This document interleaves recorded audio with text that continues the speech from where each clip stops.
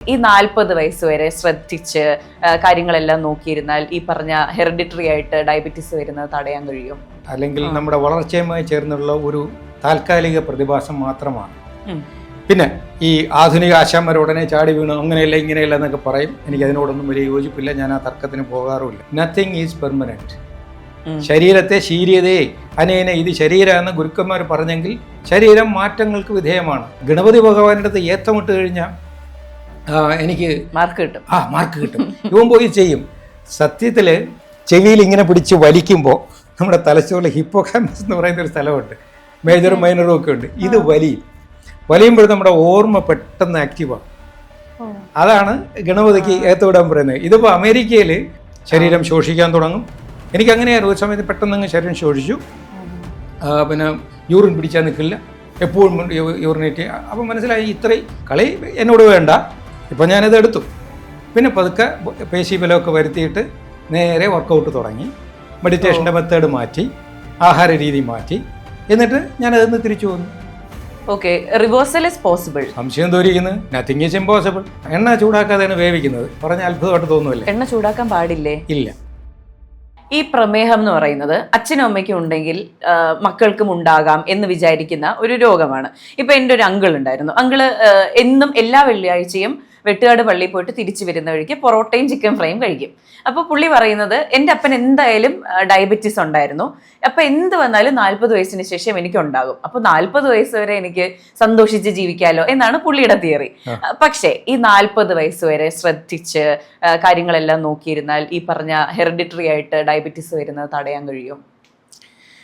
ഈ ഡയബറ്റീസ് എന്ന് പറയുന്നത് സത്യത്തിൽ ഒരു ജീവിത ചര്യയുമായി ചേർന്ന് അല്ലെങ്കിൽ നമ്മുടെ വളർച്ചയുമായി ചേർന്നുള്ള ഒരു താൽക്കാലിക പ്രതിഭാസം മാത്രമാണ്. പിന്നെ ഈ ആധുനിക ആശാന്മാരുടനെ ചാടി വീണു അങ്ങനെയല്ല ഇങ്ങനെയല്ല എന്നൊക്കെ പറയും. എനിക്ക് അതിനോടൊന്നും വലിയ യോജിപ്പില്ല. ഞാൻ ആ തർക്കത്തിന് പോകാറുമില്ല. ഞാൻ എപ്പോഴും എന്നെ സൂക്ഷ്മമായി നിരീക്ഷിക്കുകയും അറിവുള്ളവർ എന്ന് ഞാൻ വിശ്വസിക്കുന്ന അല്ലെങ്കിൽ എൻ്റെ യുക്തിക്ക് നിരക്കുന്ന രീതിയിലുള്ള ആശയങ്ങൾ പറയുന്ന പിന്നെ ഡോക്ടർമാരായാലും സൈക്കോളജിസ്റ്റ് ആയാലും സൈക്കാട്രിസ്റ്റ് ആയാലും സയൻറ്റിസ്റ്റുകളായാലും അതാണ് ഞാൻ എൻ്റെ ആശയവുമായി ചേർത്ത് വെച്ച് ചിന്തിക്കുന്നത്. അപ്പോൾ ഉദാഹരണത്തിന് എൻ്റെ അച്ഛനും അമ്മയ്ക്കും ഡയബറ്റീസ് ഇല്ലായിരുന്നു. പക്ഷെ എനിക്ക് ഡയബറ്റീസ് വന്നു. അപ്പോൾ അത് എവിടെ നിന്ന് കിട്ടി? ഇനി എൻ്റെ അപ്പനപ്പൂപ്പന്മാർക്ക് അതിലുണ്ടെന്ന് വേണമെങ്കിൽ വാദത്തിൽ പറയാം. പക്ഷേ എൻ്റെ അറിവും എൻ്റെ യുക്തിയും പറയുന്നത് നത്തിങ് ഈസ് പെർമനൻറ്റ്. ശരീരത്തെ ശീര്യതയെ അനേന ഇത് ശരീരമെന്ന് ഗുരുക്കന്മാർ പറഞ്ഞെങ്കിൽ ശരീരം മാറ്റങ്ങൾക്ക് വിധേയമാണ്. ശരിയാണ്. ഇനി ആ പൗരാണിക ആചാര്യന്മാർ പറഞ്ഞത് അന്ധവിശ്വാസമാണെങ്കിൽ ആധുനിക ശാസ്ത്രം ഇതല്ലേ പറയുന്നത്?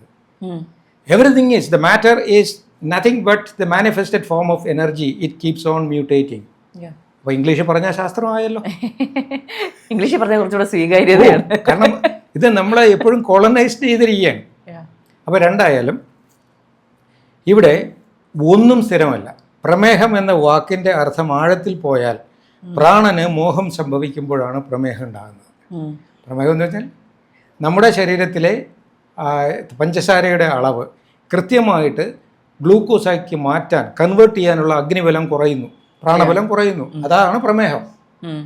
എനിക്ക് നല്ല പിന്നെ ദഹനശേഷിയും കൺവേർഷൻ പിന്നെ എഫിഷ്യൻസിയും ഉണ്ടെങ്കിൽ ഞാൻ കഴിക്കുന്ന പിന്നെ ഷുഗർ അത് കൃത്യമായിട്ടും കൺവേർട്ട് ചെയ്ത് ഗ്ലൂക്കോസാക്കി മാറ്റി ശരീരത്തിന് അതാത് സ്ഥലങ്ങളിൽ ഈ ഓരോ സ്ഥലത്തിനും ഓരോ എനർജി വേണം. ഇപ്പോൾ മിനിമം 2 ഗ്രാമോ മറ്റോ ആണ് ഗ്ലൂക്കോസ് ബ്രെയിനിന് വേണ്ടത്.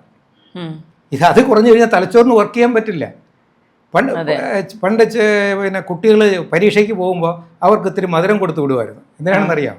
ഈ മധുരം കഴിച്ചു കഴിയുമ്പോൾ തലച്ചോറിൽ കുറച്ച് കൂടുതൽ ആക്ടിവിറ്റി വരും. അപ്പോൾ അവന് ഓർത്തെടുക്കാനും പിന്നെ ബ്രെയിൻ വർക്ക് സെൽസിന് കൃത്യമായിട്ടുള്ള ഒരു എഫിഷ്യൻസി കൂടും താൽക്കാലികമായി. അതുപോലെ തന്നെ ഈ പരീക്ഷ എഴുതാൻ പോകുമ്പോൾ പറയും, എടാ ആ ഗണപതി കോവിൽ കയറിയിട്ട് ഒരു 41 ഏത്തോട്ടിട്ട് പോണേ. ഇവൻ്റെ അടുത്ത് ശാസ്ത്രം പറഞ്ഞവൻ കേൾക്കൂല. അപ്പോൾ ഗണപതി ഭഗവാന്റെ അടുത്ത് ഏത്തമിട്ട് കഴിഞ്ഞാൽ എനിക്ക് മാർക്ക് കിട്ടും. മാർക്ക് കിട്ടും. ഇവൻ പോയി ചെയ്യും. സത്യത്തിൽ ഈ ചെവിയിൽ ഇങ്ങനെ പിടിച്ച് വലിക്കുമ്പോൾ നമ്മുടെ തലച്ചോറിൽ ഹിപ്പോകാമ്പസ് എന്ന് പറയുന്ന ഒരു സ്ഥലമുണ്ട്. മേജറും മൈനറും ഒക്കെ ഉണ്ട്. ഇത് വലിയുമ്പോൾ നമ്മുടെ ഓർമ്മ പെട്ടെന്ന് ആക്റ്റീവാകും. അതാണ് ഗണപതിക്ക് ഏത്തവിടാൻ പറയുന്നത്. ഇതിപ്പോൾ അമേരിക്കയിൽ നമ്മൾ പിന്നെ പഠിപ്പിക്കുന്നുണ്ട്. സൂപ്പർ യോഗ എന്നും പറഞ്ഞ് ഈ അൽഷിമേഴ്സ് ബാധിച്ചവർക്ക് കൊടുക്കുന്ന എക്സസൈസ് ഇതാണ്. ഓക്കെ, സൂപ്പർ യോഗ എന്ന് പറഞ്ഞ് ഇങ്ങനെ പിടിച്ചിട്ട് ഇരിക്കാൻ വേണം. ഇതാണ് യഥാർത്ഥത്തിൽ നമ്മുടെ ഗണപതി കോവിലെ ഈ ഏത്തവിടൽ. അപ്പോൾ ഇതൊക്കെ ഓരോ ശാസ്ത്രീയമായ കാര്യങ്ങളെ കൃത്യമായി വിശകലനം ചെയ്തിട്ട് അത് ആൾക്കാർക്ക് പ്രയോജനപ്പെടുത്താൻ വേണ്ടി ജനറലൈസ് ചെയ്തതാണ് ആചാരങ്ങൾ. അതിനെ അന്ധമായിട്ട് നിഷേധിക്കാതെ അല്ലെങ്കിൽ അന്ധമായിട്ട് വിശ്വസിക്കാതെ വിശകലനം ചെയ്തറിയുക. അങ്ങനെ വരുമ്പോൾ നമുക്ക് ഇതിലൊക്കെ നല്ല വ്യത്യാസം വരും. അപ്പോൾ ഈ പ്രമേഹം എന്ന് പറയുന്നത് ഈ വെറും പാൻക്രിയാസ് കുറച്ച് ഇൻസുലിൻ ഉണ്ടാക്കി ഇത് ശരീരം മുഴുവൻ ഒരു കാറ്റലിസ്റ്റ് പോലെ പ്രവർത്തിപ്പിക്കുന്നു എന്ന് പറയുന്നത് കമേഴ്സ്യലൈസ് ചെയ്ത ഒരു ഐഡിയയാണ്.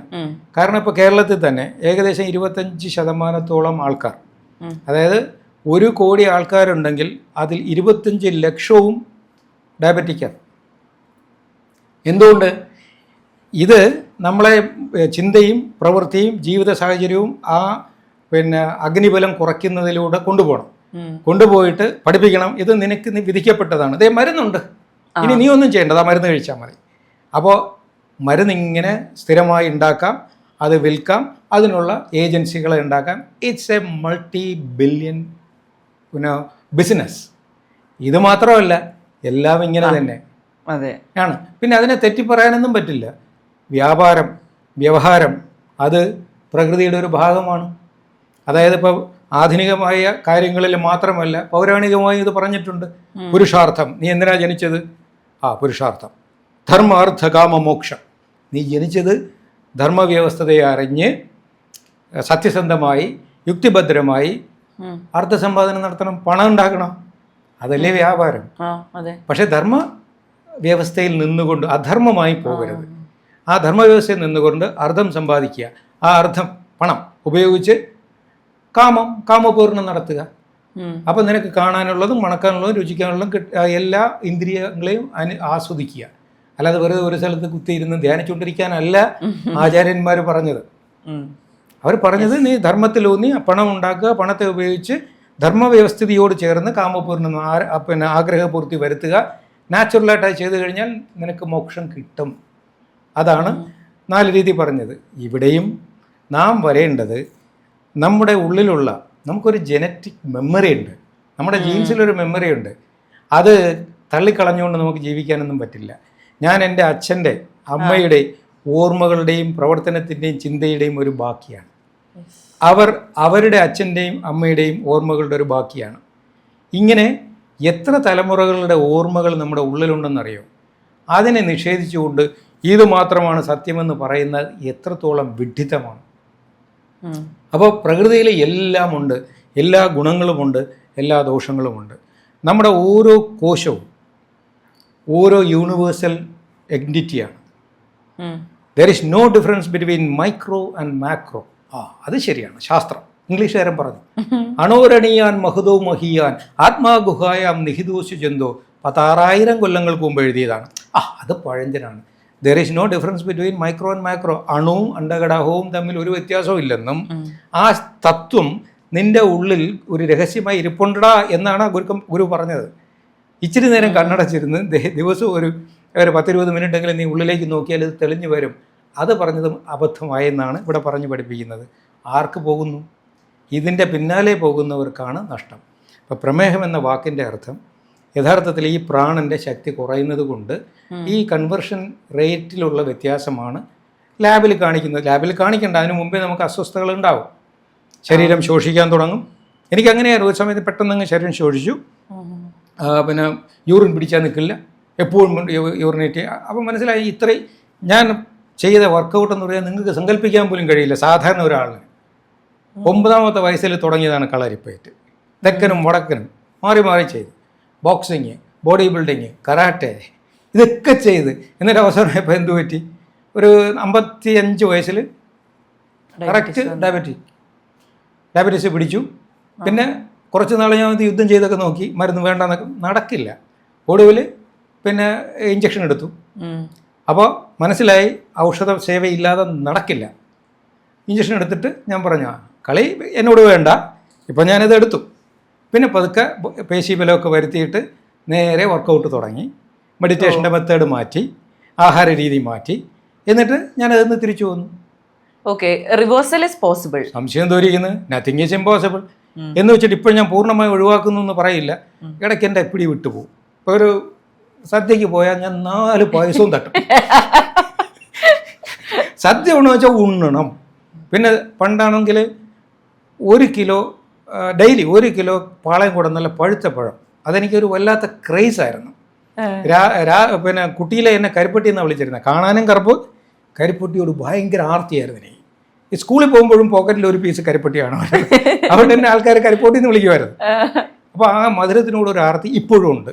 അപ്പോൾ ചില സമയത്ത് നിയന്ത്രിക്കാൻ പറ്റാതെ വരുമ്പോൾ എനിക്കറിയാം, അപ്പോൾ ഇച്ചിരി അത് മധുരം കൂടുതലാണ്, അവിടെ കൗണ്ടർ ചെയ്യാൻ ഞാനൊരു ഗുളികയോ ഒരു ഇഞ്ചക്ഷനോ കൊടുക്കും. അപ്പോൾ ചിലപ്പോൾ ഒരു 2 ആഴ്ച 3 ആഴ്ച കൂടുമ്പോൾ എന്തായാലും ഒരു കല്യാണത്തിൽ പോകേണ്ടി വരും. തിരിച്ചു വരുമ്പോൾ അറിയാം ഇച്ചിരി കൂടി, അതിനെ ഒന്ന് കോമ്പൻസേറ്റ് ചെയ്യാനായിട്ട് കൊടുക്കും. അടുത്ത ദിവസം വെജിറ്റബിൾസിൽ കൂടുതൽ കഴിക്കുകയും ചെയ്യും. അല്ലെങ്കിൽ ഒരു 6 മണിക്കൂറോ 8 മണിക്കൂറോ ഞാൻ ഫാസ്റ്റ് ചെയ്യും. അപ്പോൾ കോമ്പൻസേറ്റ് ചെയ്യും. ബാലൻസ് ഉണ്ടാവണം. Yes, this is what we have to do. അപ്പോൾ മെഡിറ്റേഷൻ ഇരിക്കുമ്പോൾ എനിക്കറിയാം ചില ദിവസങ്ങളിൽ ക്ലാരിറ്റി കുറയും. അപ്പോൾ എനിക്കറിയാം ഷുഗർ കൂടുന്നുണ്ട്. ഓക്കെ. ചില സമയത്ത് ചിന്തിക്കുമ്പോൾ, ഇപ്പോൾ സംസാരിക്കുന്ന സമയത്ത് ഞാൻ ഉദ്ദേശിക്കുന്ന കാര്യങ്ങൾ പെട്ടെന്ന് വോക്കൽ കോഡായിട്ട് വരില്ല. അതൊക്കെ ഭയങ്കര രസമാണത്. ചിന്തിക്കുന്ന കാര്യങ്ങൾ തലേന്ന് നേരെ വായിൽ വരെയല്ല ചെയ്യുന്നത്. അത് തലേന്ന് ഇലക്ട്രോമാഗ്നറ്റിക് വേവ്സ് ആയിട്ട് നേരെ താഴെ വരും, മൂലാധാരത്തിൽ വരും. എന്നിട്ട് അത് 2ആയിട്ട് പിരിഞ്ഞ് 4 ചക്രങ്ങളിലൂടെ കടന്ന് ഈ തൊണ്ടയിൽ വരും. തൊണ്ടയിൽ വന്നിട്ട് അത് വോക്കൽ കോഡ്സിൽ, ഈ വോക്കൽ കോഡ് എന്ന് പറഞ്ഞാൽ ഒരു ഹാർമോണിയം പോലെയാണ്. എയർ പല എന്താണ് അതിന് പറയുന്നത്, കീസ്, അതിൽ എന്തോ ഒരു പറയും, ഇതിലൂടെ കടന്നു വരുമ്പോഴാണ് പല ശബ്ദങ്ങൾ കേൾക്കുന്നത്. ഇതുപോലെ ഈ അടിയിൽ നിന്ന് വരുന്ന അപാനവായു ഈ വോക്കൽ കോഡിലൂടെ പല താളത്തിൽ എൻ്റെ ചിന്തയ്ക്കനുസരിച്ച് പ്രവർത്തിക്കുമ്പോഴാണ് നല്ലൊരു മ്യൂസിഷ്യൻ അകത്തിരുന്നത് കളിക്കുകയാണ്. അതാണ് വാക്കുകളായിട്ട് വെളിയിൽ വരുന്നത്. മനസ്സിലായില്ലേ? അപ്പോൾ ആ ചിന്തകൾ പെട്ടെന്ന് തരംഗരൂപത്തിൽ വന്ന് അത് വോക്കൽ കോഡുകളിലൂടെ പുറത്ത് വരണമെങ്കിൽ ഇതിന് വളരെ നല്ല ഒരു സാങ്കേതികതയുണ്ട്. ഈ ഷുഗർ കൂടുതലോ കുറവാണെങ്കിൽ ഇത് വർക്കൗട്ട് ആകില്ല. ഇതൊക്കെ നമുക്ക് തിരിച്ചറിയാൻ പറ്റും. അപ്പോഴാണ് ജീവിതം ഒരു വലിയ കൺസേർട്ട്, ഒരു സംഗീത സഭ പോലെ നമുക്ക് അനുഭവപ്പെടും. അതുകൊണ്ടാണ് ഇതാണ് നാദബ്രഹ്മം എന്ന് പറഞ്ഞത്. പഴയ ഗുരുക്കന്മാർ ഇപ്പോഴും പറയുന്നുണ്ട് സ്ട്രിങ് തിയറി. എപ്പോഴെങ്കിലും പറ്റുകയാണെങ്കിൽ ഇതിലേക്ക് നോക്കിയാൽ മതി. സ്ട്രിങ് തിയറി ലോകം മുഴുവൻ ഒരു തരംഗമാണെന്നാണ് ആധുനിക ശാസ്ത്രം എത്തി നിൽക്കുന്നത്. അപ്പോൾ ഈ പ്രമേഹം എന്ന് പറയുന്നത് സത്യത്തിൽ അതൊരു രോഗമല്ല, അതൊരു അശ്രദ്ധയിൽ നിന്ന് വരുന്നതോ നമ്മുടെ ഈ അഗ്നിബലത്തെ നമ്മൾ വേണ്ട രീതിയിൽ പരിരക്ഷിക്കാത്തത് കൊണ്ടോ ഉണ്ടാകുന്ന താൽക്കാലികമായ ഒരു തളർച്ചയാണ്. അതിനെ മനസ്സിലാക്കി ഞാൻ നേരത്തെ പറഞ്ഞു, ഔഷധം അത് പൗരാണികമായതായാലും ആധുനികമായതായാലും അത് ഹോമിയോ, ആയുർവേദം, അലോപ്പതി, എന്ത് എന്ന് പറഞ്ഞാലും ഔഷധമാണ്. പക്ഷേ അതിന് 5ാമത്തെ നിലയാണ് ഉള്ളത്. ബാക്കി 4 പഞ്ചബലങ്ങളിൽ അന്നം, ആസനം, പ്രാണൻ, മനം, ഇത് 4 കഴിഞ്ഞിട്ടാണ് ഔഷധം. അത് താൽക്കാലികമാണ്. ഔഷധമില്ലാതെ മനുഷ്യർക്ക് ജീവിക്കാൻ പറ്റില്ല. പക്ഷേ ഔഷധത്തിൽ മാത്രം ജീവിക്കുന്നവന് ഇത് 4 നഷ്ടപ്പെടും. അതാണ് നമുക്ക് സ്വതന്ത്രനായും ജീവിക്കാം, അടിമയായും ജീവിക്കാം. അപ്പോൾ അടിമയായി ജീവിക്കണോ, സ്വതന്ത്രനായി ജീവിക്കണോ, യജമാനായി ജീവിക്കണോ എന്ന് തീരുമാനിക്കേണ്ടത് നമ്മളാണ്. അപ്പോൾ നമ്മുടെ പോയിന്റിലേക്ക് വന്നാൽ പ്രമേഹം ഒരു രോഗമല്ല, ഒരു അശ്രദ്ധയുടെ ഒരു ഉപോൽപ്പന്നമാണ്. ആ ശ്രദ്ധ മാറി ശ്രദ്ധയിലേക്ക് വന്നാൽ, ചിട്ടകൾ മാറ്റിയാൽ യു ക്യാൻ റിവേഴ്സ് ഡയബറ്റീസ്. എന്ന് പറഞ്ഞാൽ മരുന്നില്ലാതെ ഞാൻ ജീവിക്കുമെന്നല്ല. വായ്ക്ക് രുചിയായിട്ടൊക്കെ വല്ലതും കഴിക്കണമെങ്കിൽ ചിലപ്പോൾ ഇത്തിരി മരുന്നിൻ്റെ ആവശ്യം വരും. അതെ. അപ്പോൾ ഇന്റിമസിയിൽ വരുന്ന പ്രമേഹ രോഗികൾക്ക് എങ്ങനെയാണ് how to live with this എന്നാണോ പഠിപ്പിച്ചു കൊടുക്കുന്നത്? തീർച്ചയായിട്ടും. അവിടെ മാജിക്കൽ പോർഷൻ ഒക്കെ കൊടുത്ത് ഒന്നുമല്ല. ഇന്റിമസിയിൽ വരുന്ന വേറൊരു പ്രത്യേകതയുണ്ട്. ഈ സർവ്വ സ്ഥലങ്ങളും പരാജയപ്പെട്ട് ഇനി ഒന്നും നടക്കില്ല എന്ന് പറയുമ്പോഴാണ് ആ യോഗി ഒന്ന് പോയി കാണാം എന്നും പറഞ്ഞ് വരുന്നത്. അപ്പോൾ അത് ഇതുണ്ടല്ലോ, ചിലപ്പോൾ ക്രിയാറ്റിനൊക്കെ വളരെ കൂടുതലായിരിക്കും. ചിലപ്പോൾ ഈ എന്താണ് അതിന് പിന്നെ ഷുഗറിനൊരു ഇത് പറയുമല്ലോ, HbA1c, അത് 14 ആയതൊക്കെ ആണ് വരുന്നത്. കാലിലും അവിടെ പ്രശ്നം, ഇവിടെ പ്രശ്നം, നീര്, കറുപ്പ്, എല്ലാം ഡാമേജിൻ്റെ അങ്ങറ്റമായിട്ടായിരിക്കും ഞൊണ്ടിയൊക്കെ വരുന്നത്. അപ്പോൾ ഈ മനുഷ്യനെ ആദ്യം, അത് മാത്രമല്ല ദേഹത്ത് ഇത് മാറ്റാൻ കുറേ കൂടെ എളുപ്പമാണ്. ഇവൻ്റെ തലയ്ക്കകത്ത് മരുന്നില്ലാതെ പറ്റില്ല. ഞാൻ ഇനി ജീവിക്കില്ല എന്നൊക്കെയാണ് ഈ പാവത്തിനെ പറഞ്ഞ് പഠിപ്പിച്ചും കൂടെ ഇരിക്കുന്നത്. അപ്പോൾ ആദ്യം ഇവനെ ഈ രോഗത്തിൻ്റെ മൂലകാരണം പറഞ്ഞ് മനസ്സിലാക്കിക്കണം. ഒപ്പം ഈ അവിടുത്തെ ആഹാര രീതി തന്നെ വളരെ രസമാണ്. ഈ കൂടുതലും അവിടെ എണ്ണ ചൂടാക്കുന്ന പരിപാടിയേ ഇല്ല. ഓക്കെ. എണ്ണ ചൂടാക്കാതെയാണ് വേവിക്കുന്നത്. പറഞ്ഞ അത്ഭുതമായിട്ട് തോന്നുമല്ലേ? എണ്ണ ചൂടാക്കാൻ പാടില്ലേ? ഇല്ല. എണ്ണ ചൂടായാൽ അല്പമൊക്കെ ചൂടായ കുഴപ്പമില്ല. നമ്മൾ സാധാരണ കടുക് താളിക്കാൻ വേണ്ടി തിളപ്പിക്കും എണ്ണ. സാച്ചുറേറ്റഡ് ഓയിൽ ബോഡിക്ക് ഒന്നും ചെയ്യാനില്ല. അപ്പോൾ ഒരു പഴംപൊരി തിന്നുമ്പോൾ ഓർക്കണം, ഇതകത്ത് പോയാൽ ദേഹം ചോദിക്കണ്ടേ ഞാൻ എന്താ ചെയ്യേണ്ടതിനെക്കുറിച്ച്. അത് നേരെ ലിവർ തള്ളിയെടുത്ത് എവിടെയെങ്കിലും കൊണ്ട് സൂക്ഷിച്ചു വയ്ക്കും. അങ്ങനെയൊക്കെ ചില പ്രശ്നങ്ങളുണ്ട്. അപ്പോൾ അവിടെ ചെയ്യുന്നത് ആഹാരത്തെ ഔഷധമായി ഉപയോഗിക്കാൻ പരമാവധി വേവിക്കുന്ന ഭക്ഷണം കൊടുക്കാറില്ല. നല്ല രുചികരമായ ആവിയിൽ വേവിച്ചതോ അല്ലെന്നുണ്ടെങ്കിൽ പച്ചയ്ക്കോ ഉള്ള ആഹാരം നമുക്കുണ്ട്. പിന്നെ യന്ത്രങ്ങളില്ല. ജ്യൂസ് വളരെ കുറവാണ്. പിന്നെ ചിലർക്ക് ജ്യൂസേ പറ്റുമെന്ന് പറയുന്ന നിർബന്ധം പിടിക്കുന്നവർക്ക് മാത്രം ജ്യൂസ് കൊടുക്കും. ബാക്കി എല്ലാവർക്കും ചവച്ച് അരച്ച് കഴിക്കാൻ പറ്റുന്ന ആഹാരം കൊടുക്കും. ഈ ചവയ്ക്കുമ്പോൾ ഒരു ഗുണമുള്ളത് കൂടുതൽ ഫലവും കിട്ടും, അളവ് കുറച്ചും മതി. വേവിച്ച ആഹാരം നമ്മൾ കഴിക്കുമ്പോൾ കൂടുതലും ചവയ്ക്കൂല, അങ്ങ് വിഴുങ്ങും. അപ്പോൾ അത് ദേഹത്തിന് അത് വലിയ പാടാണ്. 3 ചവ. അപ്പോൾ ഇവിടെ ചെയ്യുന്നത് ആദ്യം ആഹാരത്തിൽ മാറ്റം വരുത്തും. അപ്പോഴത്തന്നെ ഇവർക്ക് നല്ല വ്യത്യാസം ഫീൽ ചെയ്യും, കോൺഫിഡൻസ് വരും. എന്നിട്ട് അവർക്ക് ചെറിയ വ്യായാമങ്ങൾ കൊടുക്കും. നടക്കുക, ഇച്ചിരി കയറ്റം കയറുക, അല്ലെങ്കിൽ ട്രെഡ്മില്ല് നോക്കുക. അവർക്ക് യുക്തമായ ആസനങ്ങളെ ഔഷധമായിട്ട് കൊടുക്കും. പിന്നെ പ്രാണായാമം മസ്റ്റായിട്ട് ഞാൻ ചെയ്യിക്കും. കാരണം അഗ്നിബലം കൂടണമെങ്കിൽ പ്രാണബലം വേണം. പ്രാണായാമം ചെയ്തു വരുമ്പോൾ പിന്നെ മനസ്സിന് വലിയ ക്ലാരിറ്റിയും ആ ഒരു ആത്മവിശ്വാസവും വരും. ഇത് 4 കൂടെ ആയിക്കഴിഞ്ഞാൽ ചികിത്സ പകുതി ആയിക്കഴിഞ്ഞു. പിന്നീട് ആ ഡോക്ടർമാർ കൃത്യമായി മോണിറ്റർ ചെയ്യും. അതനുസരിച്ചിട്ട് ഷുഗർ കുറഞ്ഞു വരുമ്പോൾ ആ എടുക്കുന്ന ഇഞ്ചക്ഷൻ്റെയോ കഴിക്കുന്ന മരുന്നിൻ്റെയോ ഡോസ് കുറച്ച് കൊണ്ടുവരും. എന്നിട്ട് അവനെ ബോധ്യപ്പെടുത്തും മരുന്നിനെ എങ്ങനെയാണ് താൽക്കാലികമായി ഉപയോഗിക്കേണ്ടത്. Don't be a dependent but be a user. ഡിപ്പെൻഡൻറ്റും യൂസറും രണ്ടാണ്. വലിയ വ്യത്യാസമുണ്ട്. അങ്ങനെ പഠിപ്പിച്ചു വരുമ്പോൾ അവൻ്റെ അതുവരെ അവനെ ശല്യപ്പെടുത്തിക്കൊണ്ടിരുന്ന രോഗലക്ഷണങ്ങൾ ഇല്ലാതാകും. അതാണ് ഋതുചര്യ. അത് ആശുപത്രിയിൽ ചികിത്സിക്കുന്നത് ലക്ഷണങ്ങളെ മാറ്റി സ്വാസ്ഥ്യത്തെ തെളിക്കുകയാണ്. പിന്നീട് ചെയ്യേണ്ടത് ദിനചര്യ. ഇവൻ ലോകത്തിൻ്റെ ഏത് കോണിൽ ഏത് തൊഴിലുമായി വ്യാപരിച്ചിരുന്നാലും ഈ ഫോളോ അപ്പ് സ്വയം ചെയ്തുകൊണ്ടിരിക്കണം.